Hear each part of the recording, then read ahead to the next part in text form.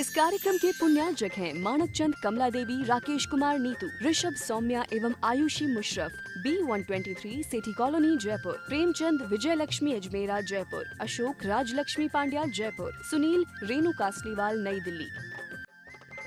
श्री नरेंद्र, श्रीमती सुदेश रानी जैन, विपिन कुमार, संगीता जैन, मुजफ्फरनगर निवासी, प्रवासी दुर्गापुर, पश्चिम बंगाल, संजय, दीपा जैन, राजीव, सोनिया जैन, पूनम चंद, सविता जैन मेरठ, पंकज, श्वेता जैन दिल्ली, अभिषेक, रिद्धि, सिद्धि, वैभव, आंचल, शोभित जैन एवं समस्त नावला परिवार।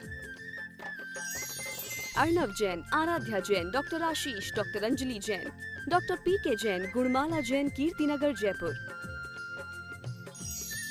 Adishwar Jain, Sunita Jain, Prateek Jain, Neha Jain, Vaibhav Jain, Paridhi Jain, Prerit, Prakshal, Paridhi, Prapti, circular road, Shahdara Delhi, Nagarmal Jain, Vishal Jain, Swasti Jain, Samarth Jain, Kashish Jain, M3M golf estate, golf course extension road, Gurugram. Shri Jay Kumar Sulochana जी की 50वीं शादी की सालगिरह के उपलक्ष्य में JK मसाला, कोलकाता। जय जिनेन्द्र अठमेह कम्म मुक्के अठ गुणढे अणुव में सिद्धे अठम पुण बिण बिठे निठे कजेय वंदे मोनिचम। पंच परमेष्ठी भगवान की जय। पिछली ज्ञानशाला में कर्मबंध का सिद्धांत और सांख्य दर्शन की मान्यता हम लोगों ने सुनी और समझी थी। सांख्य दर्शन की मान्यता है कि पुद्गल और जीव ये दोनों शुद्ध हैं, न पुद्गल अशुद्ध होता है न जीव अशुद्ध होता है। पुद्गल कर्मरूप परिणमन नहीं करता, जीव भी कर्मरूप या अन्य भावरूप परिणमन नहीं करता।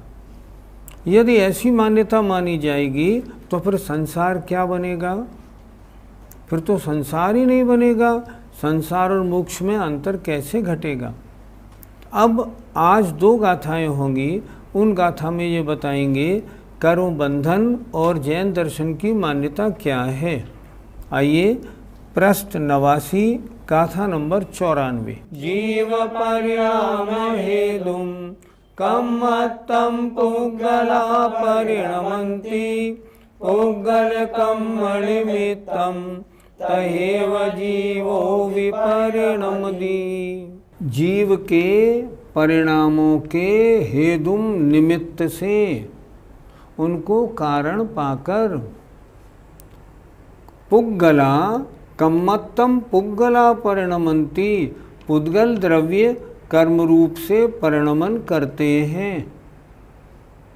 कितना अंतर है जैन दर्शन और सांख्य दर्शन में। देखिए आप क्या कह रहे हैं, जीव के परिणामों के निमित्त से पुद्गल द्रव्य, पुद्गल वर्गणाएं कर्म पने से परिणमन करती हैं, और पुद्गल कर्म निमित्तम, पुद्गल कर्म के निमित्त से, पुद्गल कर्म के उदय होने पर तहेव उसी प्रकार जीव भी परिणमन करता है। दोनों का परिणमन बता रहे हैं। क्या हुआ? कार्बन वर्गणाएं कर्मरूप परिणमन हुई, निमित्त हुए जीव के परिणाम। अच्छा, जीव में परिणाम कैसे बने? कर्म का उदय आया, उसके कारण जीव में परिणाम हुए। फिर देखें एक बार, जीव के परिणामों के निमित्त से पुद्गला, पुद्गल द्रव्य कर्म रूप से परिणमन करते हैं। तहेव उसी प्रकार पुद्गल कर्म के निमित्त से जीव भी परिणमन करता है। ये जैन दर्शन है। पंडित जी, यदि इस तरह परिणमन होता रहा तो फिर संसार से मुक्ति कैसे मिलेगी? वास्तव में प्रश्न आपका बहुत जायज है। कर्म उदय में आया, जीव में परिणाम बने और कार्बन वर्गणाओं ने कर्म रूप परिणमन किया, और कार्बन वर्गणाएं कर्म रूप परिणमन होने के बाद जब उदय में आई तब जीव में परिणमन हो गया। इस तरह ये तो अनादिकाल से चक्र चलता ही रहेगा, फिर इससे छुट्टी कैसे मिलेगी? आचार्यों ने उत्तर लिखा है, कभी कर्म का उदय मंद हो और जीव अपने पुरुषार्थ को जागृत करे और मुनि बने, तपस्या करे, तो सत्ता में जितने भी कर्म हैं जिनका अभी उदय में नहीं आना था, उनकी भी उदीर्णा करके जबरन उदय में लाके उन सबको नष्ट करके आत्मा परम शुद्ध बन जाता है और ये परंपरा समाप्त हो जाती है। जब तक इस प्रकार का पुरुषार्थ नहीं किया जाता है तब तक संसार अनादि से चलता रहता है, अनंत तक चलता रहेगा। हम और आप कब से संसार में भ्रमण कर रहे हैं और उसका कारण क्या है? मोक्ष के लिए पुरुषार्थ नहीं किया, सम्यक दर्शन ज्ञान चारित्र को प्राप्त करने का प्रयत्न नहीं हुआ, इसलिए अनादि से राग द्वेष रूप परिणमन कर्म का बंधन, राग द्वेष रूप परिणमन कर्म का बंधन चला आ रहा है और संसार में भटकना हमारा बना हुआ है। पंडित जी, कार्मण वर्गणाएं एक प्रकार की होती हैं या 8 प्रकार की? ये कार्मण वर्गणा है क्या? वर्गणा किसे कहते हैं? वर्ग माने होता है परमाणु और वर्गों के समूह को कहते हैं वर्गणा। पुद्गल के जितनी वर्गणाएं हैं वो 23 समूह वाली होती हैं, 23 प्रकार की हैं, उसके 23 ग्रुप हैं। उन ग्रुपों में एक होती है कार्मण वर्गणा। ये कार्मण वर्गणा कितने प्रकार की है? जो लोक में सब जगह भरी हुई है, ऊपर सिद्धालय में भी नरक में भी सब जगह भरी पड़ी है कार्मण वर्गणाएं। ये एक स्वभाव वाली हैं, अर्थात कर्मरूप परिणमन करने के स्वभाव वाली हैं, लेकिन इनके 8 जातियां हैं। इन कार्मण वर्गणाओं में जो ज्ञानावरण रूप परिणमन की योग्यता रखती हैं वे ही ज्ञानावरणी रूप परिणमन करती हैं। जो आयु कर्म रूप परिणमन की योग्यता रखती हैं वे ही आयु कर्म रूप परिणमन करती हैं, पर सामान्य से एक स्वभाव वाली एक जाति है। पर 8 स्वभाव वाली होने से ये कार्मण वर्गणाएं 8 प्रकार की भी हैं, लेकिन इनमें प्रकार अभी नहीं पड़ेगा। प्रकार कब पड़ेगा? जब इनमें प्रकृति बंध होगा। अभी तो सामान्य से एक प्रकार की हैं पर 8 स्वभाव वाली होती हैं। जीव के जैसे परिणाम होते हैं तदनुसार परिणमन करके आत्मा के साथ बंध जाती हैं। आश्रव और बंध में क्या अंतर है? आश्रव माने होता है कार्मण वर्गणाओं का कर्मरूप परिणमन होना, ये कहलाता है द्रव्याश्रव। और आत्मा के जो परिणाम उन कार्मण वर्गणाओं के कर्मरूप परिणमन में कारण होते हैं वे कहलाते हैं भावाश्रव। ये द्रव्याश्रव, ये भावाश्रव। द्रव्याश्रव अजीव संबंधी, भावाश्रव आत्मा के परिणाम संबंधी। और जब आश्रव होता है तो आश्रव होते ही जहाँ वे वर्गणाएं होती हैं, जहाँ पर वे वर्गणाएं होती हैं उन्हीं आत्म प्रदेशों में राग द्वेष आदि परिणाम उत्पन्न होने पर वे कर्मरूप परिणमन करके आत्मा के साथ एक क्षेत्रावकाश संबंध को जुड़ जाती हैं। तो कार्मण वर्गणाओं का कर्मरूप परिणमन होना आश्रव है और उनका एक में एक हो जाना इसका नाम बंध है। आश्रव और बंध ये 2 हैं, एक नहीं। पंडित जी, आश्रव और बंध में कितना समय भेद है? आश्रव और बंध एक ही समय में होते हैं। ऐसा नहीं होता जो पहले समय में आश्रव हो और बाद में बंध हो। हाँ, ये निश्चित है, पहले आश्रव होता है, बंध बाद में होता है, लेकिन दोनों में समय भेद नहीं। आश्रव और बंध रूप परिणमन एक समय का परिणमन है। दोनों में एक साथ ये आश्रव हुआ और साथ के साथ बंध भी हो गया, समय भेद इनमें नहीं होता। पंडित जी, उद्गल कर्म के उदय आने पर जीव में राग द्वेष परिणाम क्यों होता है? इसे कहते हैं निमित्त नैमित्तिक संबंध। अर्थात कर्म उदय में आया, जीव में तदनुसार परिणमन हुआ और जीव में परिणमन हुआ उसको लेकर जो कार्मण वर्गणाएं हैं उसमें कर्मरूप परिणमन हुआ। ये निमित्त नैमित्तिक संबंध है। परिणमन करना जीव का स्वभाव है और परिणमन करना उन कार्बन वर्गणाओं का भी स्वभाव है। जब उनको जैसा निमित्त मिलता है वह उस रूप परिणमन कर जाती हैं। अगर क्रोध का उदय होता है तो आत्मा क्रोध रूप परिणमन करता है, और जिस कर्म रूप जैसा परिणाम आत्मा का होता है कार्बन वर्गणाएं उन कर्म रूप परिणमन कर जाती हैं। इसे कहते हैं निमित्त नैमित्तिक संबंध। आइए अगली गाथा देखते हैं। रविकुवधिकम गुणे जीवो कम्मं तहेव जीव गुणे अन्योन्यनिमित्तेन दु परिणामं जानदोऽनम्पि। जीव के परिणामों को निमित्त पाकर कार्बन वर्गणाओं में कर्मरूप परिणमन हुआ। तो क्या ऐसा भी होता है क्या कि जीव में कर्म के गुण आ जाएं या कर्म में जीव के गुण आ जाएं? अनादिकाल से ये कर्म जो हैं ये जीव के साथ बंधे हैं। तो क्या इन कर्मों का कोई गुण जीव में जाता है या नहीं, और जीव के गुण कर्मों में आते हैं या नहीं, ये इस गाथा में अच्छी प्रकार बताया है। देखिए, लविकुवधि नहीं करता है कर्म गुणों को जीव। जीव परिणमन तो करता है और परिणमन कराता है, लेकिन कर्म के गुणों को जीव नहीं करता है। और तहेव उसी प्रकार कर्म भी जीव के गुणों को नहीं करता है। अर्थात एक दूसरे के निमित्त से परिणमन तो होता है, लेकिन गुणों का आदान प्रदान नहीं होता। जीव के गुण जीव में रहते हैं, कर्म के गुण कर्म में रहते हैं, लेकिन एक दूसरे का निमित्त पाकर उनमें परिणमन होता है। क्या लिखा? क्यों होता है? अन्योन्य निमित्तेन दु परिणामं जान दोलनम्पि। दोलनम्पि इन दोनों के, अर्थात जीव का और कर्म का, इन दोनों के जो परिणमन हैं ये एक दूसरे के लिए निमित्त हैं, ऐसा जानो। अर्थात आत्मा के परिणमन में कर्म का उदय निमित्त हुआ, और कर्म के परिणमन से आत्मा में तरह तरह के परिणाम हुए। अर्थात क्या हुआ?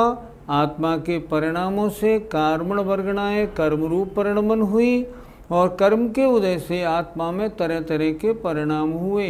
ये परिणाम कैसे हैं? एक दूसरे के लिए निमित्त हैं।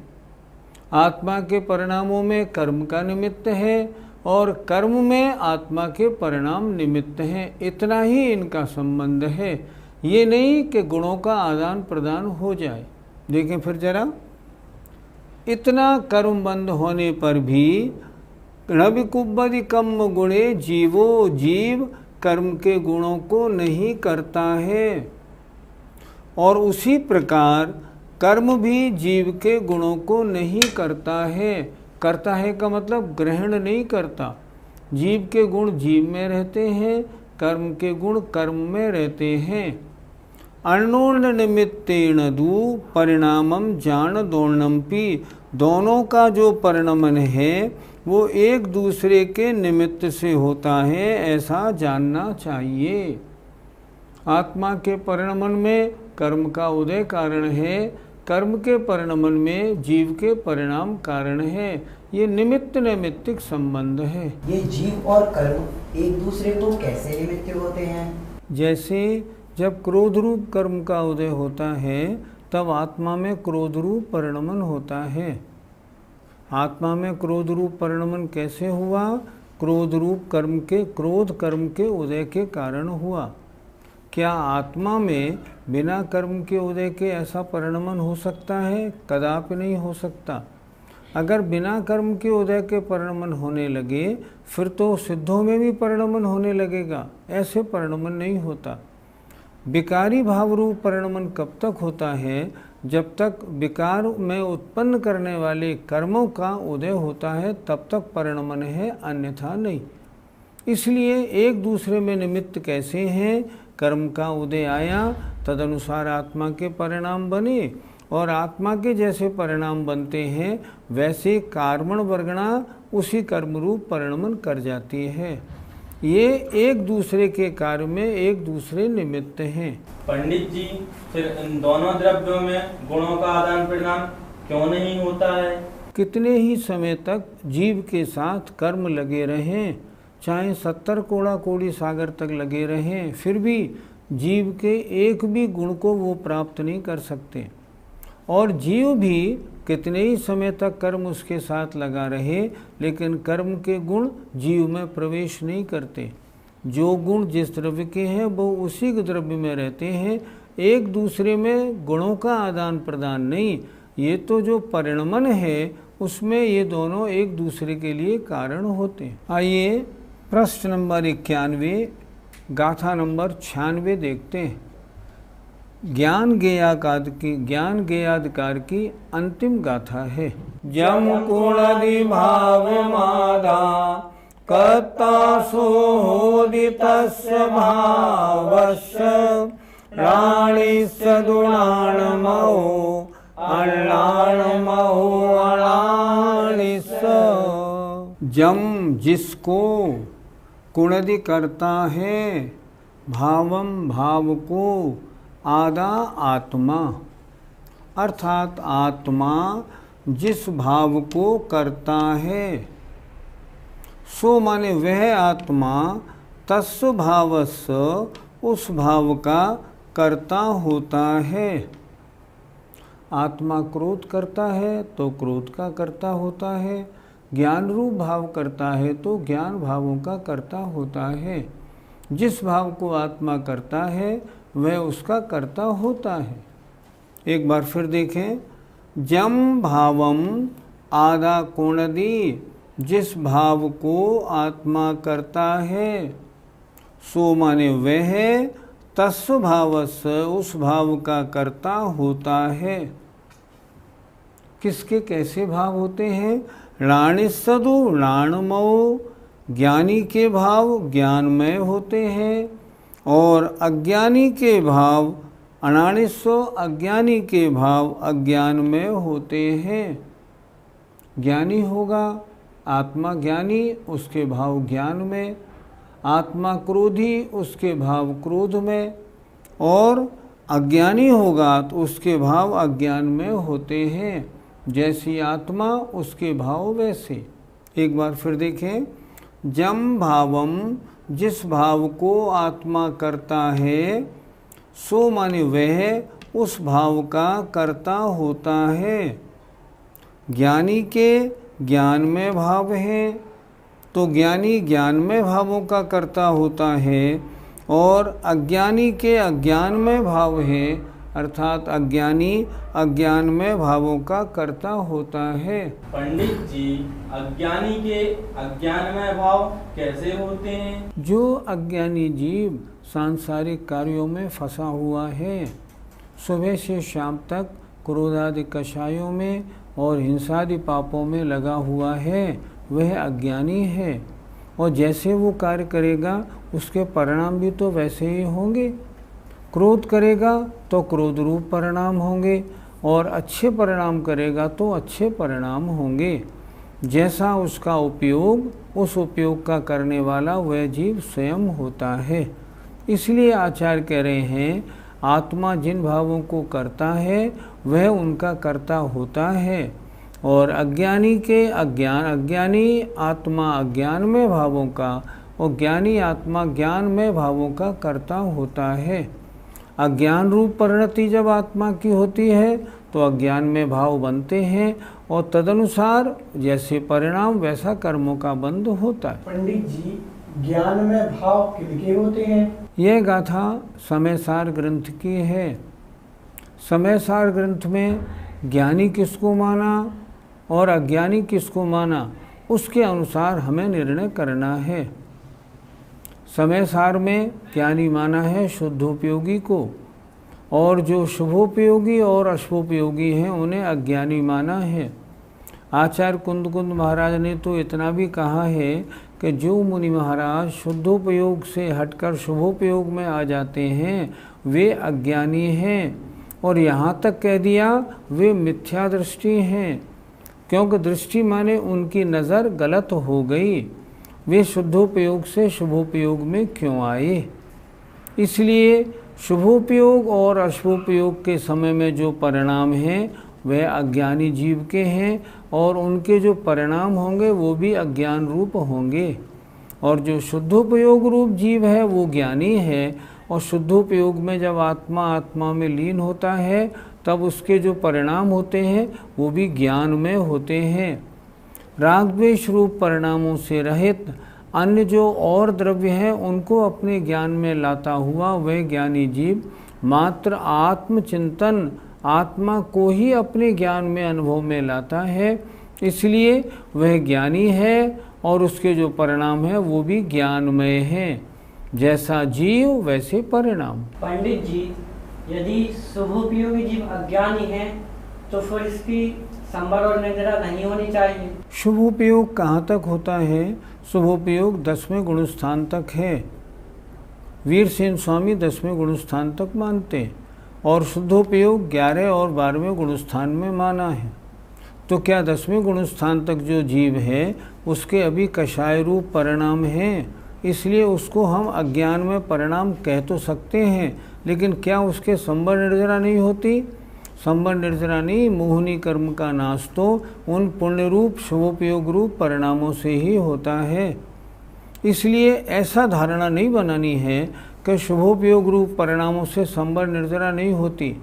धारणा ऐसी बनाएं, शुभोपयोग रूप परिणामों से आश्रव बंध भी होता है और संवर निर्जरा भी होती है। शुद्धोपयोग से तो संवर निर्जरा बहुत अत्यधिक मात्रा में होती है, लेकिन जो शुभोपयोग रूप परिणाम हैं वे भी संवर और निर्जरा में कारण है। पंचम गुण स्थान में तो शुभोपयोगी है, शुद्धोपयोग है ही नहीं, लेकिन आचार्यों ने लिखा पंचम गुण स्थान में तो प्रति समय 24 घंटे निर्जरा होती है। पंचम गुण स्थान वर्ती यद्यपि ज्ञानी की कोठी में नहीं आता, क्योंकि वह सांसारिक कामों में उलझा हुआ है, लेकिन उसके बाद भी उसके जो व्रतरूप परिणाम हैं, जो उसके शुभोपयोग रूप परिणाम हैं, वो निरंतर रहने से उसके 24 घंटे निर्जरा है। वो जिन कार्यों को करता है उन कार्यों में अपने व्रतों को ध्यान में रखते हुए करता है। उसने जो व्रत लिए हैं उनके हिसाब से मुझसे हिंसा ना हो, झूठ बोलने में नहीं आ जाए, इस तरह निरंतर ध्यान रखता है।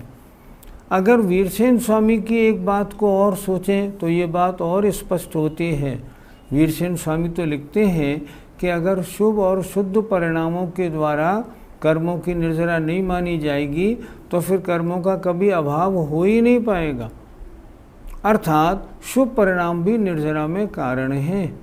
चतुर्थ गुण स्थानवर्ती भी अगर नमोकार मंत्र की जाप जपता है तो अभी उसके महान असंख्यात गुणी निर्जरा होती है। इसलिए चतुर्थ गुण स्थानवर्ती शुभोपयोगी, पंचम गुण स्थानवर्ती शुभोपयोगी आदि यद्यपि शुभोपयोगी हैं, वे सांसारिक कार्यों में उलझे हैं, उनकी आत्मा आत्मा में ही लीन नहीं है, फिर भी संवर निर्जरा तो उनके है ही। जय जिनेंद्र। इस कार्यक्रम के पुण्यार्जक हैं मानक चंद कमला देवी, राकेश कुमार नीतू, ऋषभ सौम्या एवं आयुषी मुशरफ, B123 सेठी कॉलोनी जयपुर, प्रेमचंद विजय लक्ष्मी अजमेरा जयपुर, अशोक राजलक्ष्मी पांड्या जयपुर, सुनील रेणु कासलीवाल नई दिल्ली। श्री नरेंद्र श्रीमती सुदेश रानी जैन, विपिन कुमार संगीता जैन, मुजफ्फरनगर निवासी, प्रवासी दुर्गापुर पश्चिम बंगाल, संजय दीपा जैन, राजीव सोनिया जैन, पूनम चंद सविता जैन मेरठ, पंकज श्वेता जैन दिल्ली, अभिषेक रिद्धि सिद्धि वैभव, आंचल सोबित जैन एवं समस्त नावला परिवार। Arnav Jain, Aradhya Jain, doctor Ashish, doctor Anjali Jain, doctor PK Jain, Gunmala Jain Kirtinagar Jaipur, Adishwar Jain, Sunita Jain, Prateek Jain, Neha Jain, Vaibhav Jain, Paridhi Jain, Prerit Prakshal Paridhi, Prapti circular road Shahdara Delhi, Nagarmal Jain, Vishal Jain, Swasti Jain, Samarth Jain, Kashish Jain, M3M golf estate, golf course extension road Gurugram. Shri Jay Kumar Sulochana जी की 50वीं शादी की सालगिरह के उपलक्ष्य में JK मसाला कोलकाता।